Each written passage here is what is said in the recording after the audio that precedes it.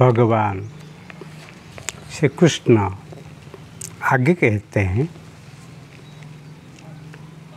नहि ज्ञानेन सदृशं पवित्रमिह विद्यते तत्स्वयं योगसंसिद्धः कालेनात्मनि विन्दति।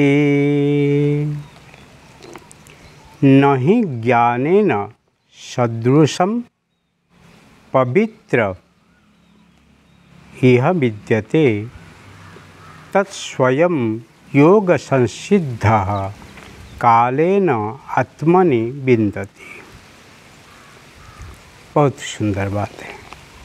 यह इस संसार में ज्ञानेन सदृशं पवित्रम ही न विद्यते। ज्ञान के समान पवित्र करने वाला निस्संदेह कुछ भी नहीं है। तत् उस ज्ञान को कालेन कितने काल से स्वयं अपने आप योग संसिद्ध समत्व बुद्धि रूप योग द्वारा अच्छी प्रकार शुद्ध अंतकरण हुआ पुरुष आत्मनि विन्दति, आत्मा ने अनुभव करता है। यहाँ भगवान बहुत सुंदर बातें कहते हैं। नहीं ज्ञानेन सदृशं पवित्रमिह विद्यते। ज्ञान के द्वारा इसी संसार में सब कुछ आप पा सकते हैं और पवित्र से आनंद मुक्ति, अपवित्र से ही दुख और बंधन। जिसका अंतःकरण अशुद्ध है, जिसका अंतःकरण मलिन है, जिसका विचार ही अति अस्पष्ट है और विचार कुरूप है, वो ही इस संसार में अच्छा जीवन जी नहीं सकता है। क्योंकि जिसका विचार अशुद्ध है उसका आचरण ही अशुद्ध है।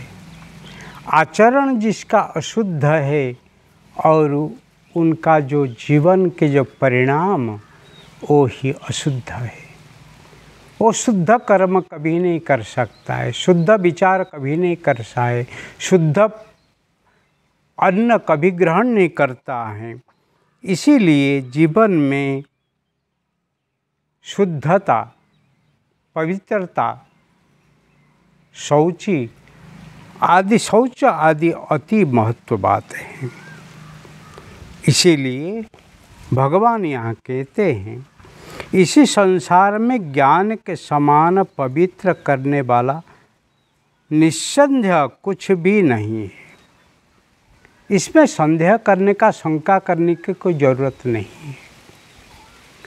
कोई आदमी को ही ज्ञान संपन्न बना दो, पढ़ाओ, शिक्षित करो, सुसंस्कार दो, फिर देखो उनका जीवन में कुछ करने का ज़रूरत नहीं। वो स्वयं ही उनका रास्ता क्या है वो सदिच्छा को लेके ही सुगम्य रास्ता को ही अपना ही लेगा और उनका जीवन में कभी दुख नहीं रहेगा, कभी दारिद्रता नहीं रहेगी, कभी वो ही म्लेच्छ जैसे जीवन यापन नहीं करेगा। उस ज्ञान को कितने काल से स्वयं अपने आप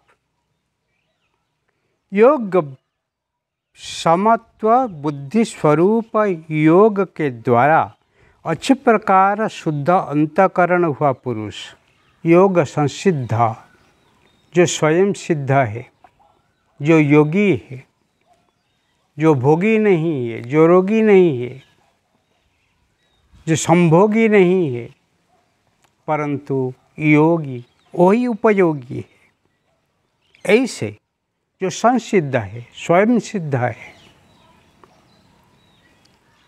आत्मा नहीं विन्दति, आत्मा में अनुभव करता है। क्या करता है?